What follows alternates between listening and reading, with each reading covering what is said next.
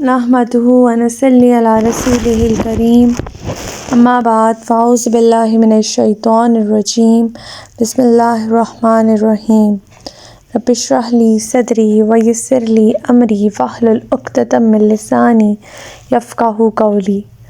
السلام علیکم ورحمۃ اللہ وبرکاتہ۔ صراط مستقیم میں آپ سب کو خوش آمدید۔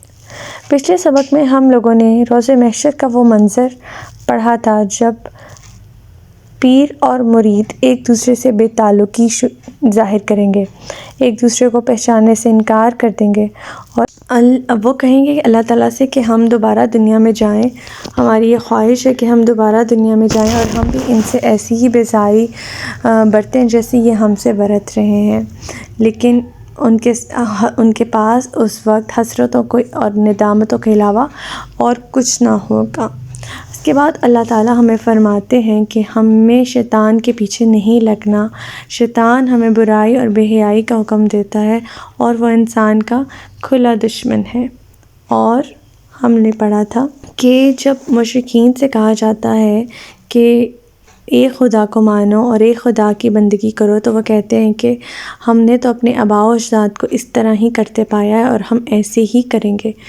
تو اگرچہ ان کے باپ دادا جو ہیں وہ جہنمی ہیں، لیکن انہوں نے پھر بھی حق بات کو ماننے سے انکار کر دیا اور حق بات کو تسلیم نہ کیا۔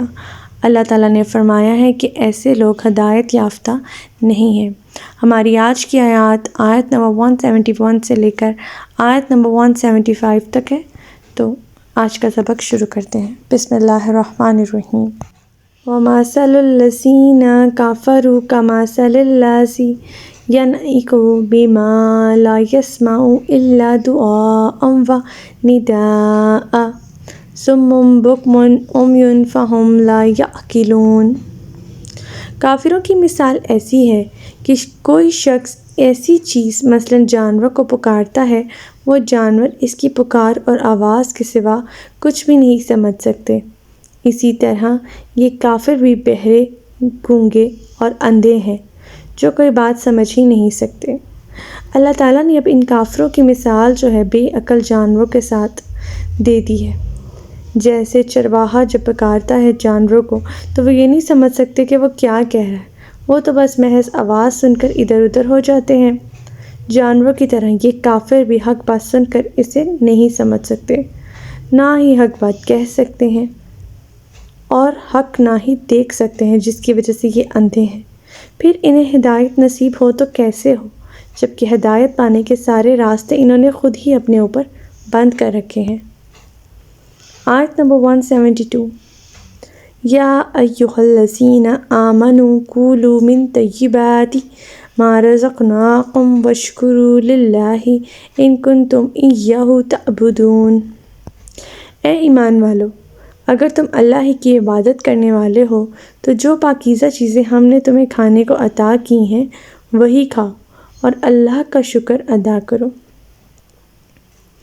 پہلے جو خطاب ہوا تھا جو ہم نے پچھلے سبق میں پڑھا، وہاں اللہ تعالیٰ نے فرمایا تھا، اگر آپ سب کو یاد ہو، کہ اللہ تعالیٰ نے یا ایھا الناس کہہ کے مخاطب کیا تھا، یعنی سب لوگوں کو، عوام الناس کو، اور یہاں صرف بات ہو رہی ہے ایمان والوں کی، مومنین کو دوبارہ انتہائی تاکید کی جا رہی ہے کہ جو بھی کھاؤ پاکیزہ کھاؤ، حلال کھاؤ، اور کھانے کے بعد اللہ تعالیٰ کا شکر بھی ادا کرو۔ آیت نمبر 173۔ انما حرم علیکم المیتۃ والدم ولحم الخنزیر وما اہل بہ لغیر اللہ فمن اضطر غیر باغ ولا عاد فلا اثم علیہ ان اللہ غفور رحیم۔ اس نے تو صرف تم پر مردار خون اور خنزیر کا گوشت حرام کیا ہے اور ہر وہ چیز جو غیر اللہ کے نام سے مشہور کر دی جائے۔ پھر جو شخص ایسی چیز کھانے پر مجبور ہو جائے، وہ نہ تو قانون شکنی کرنے والا ہو اور نہ ضرورت سے زیادہ کھانے والا ہو، تو اس پر کچھ گناہ نہیں، کیونکہ اللہ تعالیٰ یقیناً بڑا بخشنے والا اور نہایت مہربان ہے۔ اس آیت میں اب 4 چیزوں کا ذکر کیا گیا ہے۔ مردار خواہ وہ کسی طریقے سے مرا ہو، طبعی موت سے یا کہیں گر کر یا لاٹھی لگنے سے یا سینگ کی ضرب سے یا کسی درندے نے مار ڈالا ہو، یہ سب صورتوں میں حرام ہے۔ دوسرا، وہ خون جو ذبح کرتے وقت رگوں سے باہر نکل آتا ہے اور جو گوشت کے ساتھ لگا رہے، اس میں کوئی حرج نہیں۔ نیز حدیث میں آتا ہے 2 مردار حلال ہیں، یعنی مچھلی اور ٹڈی، اور 2 خون حلال ہیں، کلیجی اور تلی۔ خنزیر یا سور جو نجس عین ہے، اس کا صرف گوشت کھانا ہی حرام نہیں ہے، بلکہ یہ زندہ یا مردہ اس کی کسی بھی چیز سے استفادہ جائز نہیں۔ چوتھا، ہر وہ چیز جو اللہ تعالیٰ کے علاوہ کسی دوسرے کے نام پر مشہور کر دی جائے۔ عموماً یہ سمجھا جاتا ہے کہ جس جانور پر ذبح کرتے وقت اللہ کے سوا کسی دوسرے کا نام لیا جائے صرف وہی حرام ہے، جبکہ یہ تصور بالکل غلط ہے۔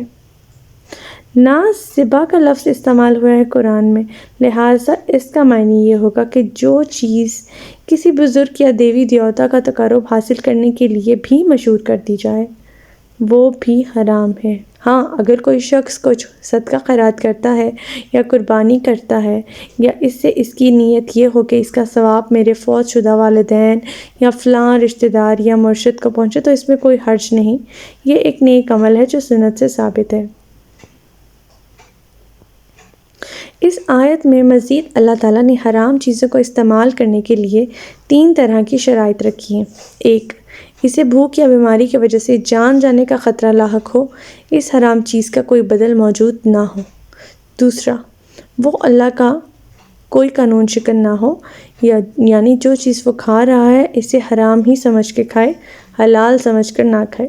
تیسرا، اتنا ہی کھائے جس سے اس کی جان بچ جائے اور اس کے بعد اس کا بدل میسر آ سکے۔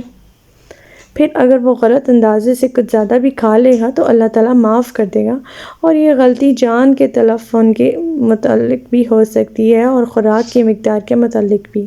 آیت نمبر 174۔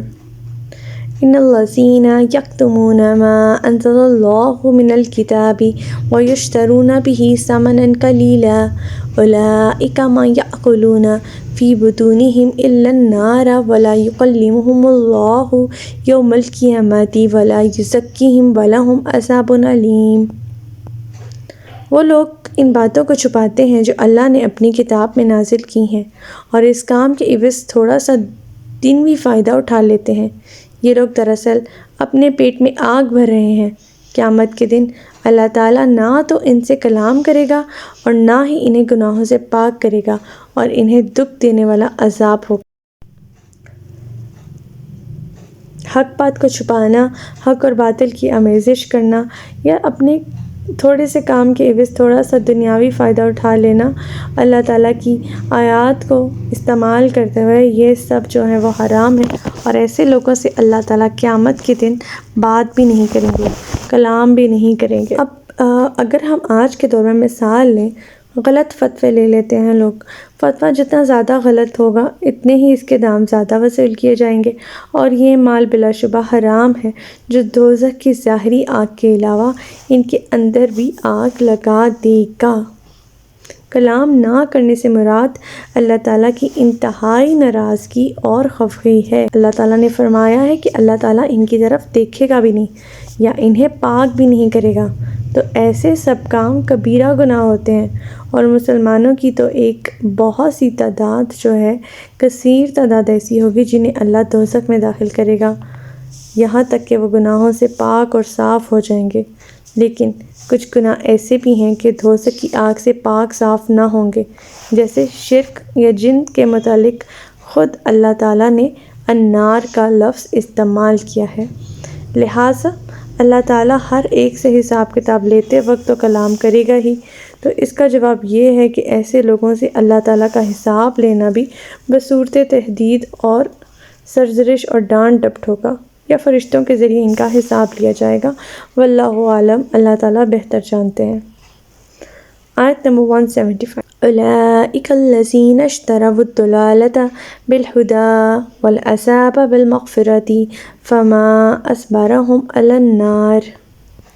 یہی لوگ ہیں جنہوں نے ہدایت کے بدلے گمراہی اور مغفرت کے بدلے عذاب مول لے لیا۔ یہ لوگ دوزخ کی آگ پر کتنا بڑا صبر کرنے والے ہیں۔ یعنی اللہ تعالیٰ کی آیات کو چھپا کر حق اور باطل کی آمیزش کر کے لوگوں کو گمراہ کرنے والے اور غلط تعویلات کے ذریعے لوگوں سے نذرانے وصول کرنے والے علماء اور پیشوا حضرات، جنہیں خوب معلوم ہے کہ ان کی کرتوتوں کی سزا کس قدر سخت ہے، اس کے باوجود وہ دنیاوی فائدوں کے لیے یہ سب کر رہے ہیں۔ اللہ تعالیٰ اتنے حیران ہو کے فرما رہے ہیں کہ یہ لوگ دوزخ کی آگ برداشت کرنے کے لیے تیار ہیں۔ کتنی سخت عذاب ہوگا، کتنا سخت عذاب ہوگا کہ اللہ تعالیٰ خود حیران ہو رہے ہیں کہ یہ لوگ کیسے سب کچھ جانتے بوجھتے جو ہیں وہ دوزخ کی آگ کے لیے اپنے آپ کو تیار کیے رکھے ہیں۔ اللہم اجرنا من النار۔ اللہ پاک ہمیں ہدایت دے۔ آج کا سبق یہیں تک تھا۔ اللہ پاک سے دعا ہے کہ اللہ پاک ہمیں قرآن پاک کی تعلیمات پر عمل کرنے والا بنائے، ہمیں استقامت عطا فرمائے۔ ربنا لا تزغ قلوبنا بعد إذ هديتنا وهب لنا من لدنك رحمة إنك أنت الوهاب۔ سبحانك اللهم وبحمدك أستغفرك وأتوب إليك۔ السلام علیکم ورحمۃ اللہ وبرکاتہ۔